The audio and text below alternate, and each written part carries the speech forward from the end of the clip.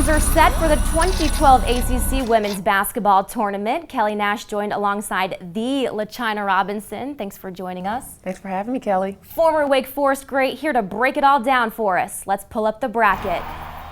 Here you can see the bottom half first. Miami will await the winner of Wake versus Virginia Tech, and Maryland will then face off with the winner of Virginia and Boston College. Now we look at the top half of the bracket: Tar Heels Tigers, then Seminoles Wolfpack. So LaChina, what are some of your initial thoughts on the first round? What spotlight games do you see? Well, right away, looking at the matchup between Clemson and North Carolina, you think back to January 12th when Latoro Umo-Coleman brought her Tigers into Chapel Hill and got a win, 52-47. So right away, that spells confidence for her young team playing in the first round against a team that they have already beaten. And then looking ahead just a little bit in the matchup between Florida State and NC State, if Florida State can survive there, I like that matchup between Duke and the Seminoles, and simply because of the fact that Sierra Brevard lost on senior night at home. She is looking to end her career with a big bang, and an upset right there could very well be it.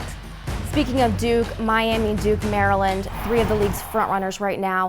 What has been the it factor for each of these teams? Well, they all have a special component. Let's start with the Miami Hurricanes. For Katie Meyer, she has a terrific backcourt in Raquana Williams and Shanice Johnson, who I think will be a top 5 draft pick in the WNBA.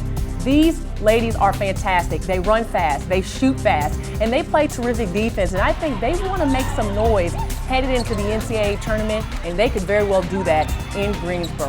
Then we move on to Duke. Chelsea Gray and Elizabeth Williams have been outstanding as the point and the 5 player for Joanne P. McCauley's team headed into the ACC tournament. They're a little shorthanded because of injuries, but I expect if they keep the foundation of those 2 very special players, they will have some success as well. And last but not least, Brenda Freeze and the magical Maryland Terrapins, they have been fantastic. Their depth, Alyssa Thomas, who is one of the best small forwards in the country. I call her the closer because she always comes up with big plays at the end of the game. You can put the ball in her hands, and they've got a great rebounding threesome inside with Hawkins. Also, don't forget about Kaiser coming off the bench, and Devon as well.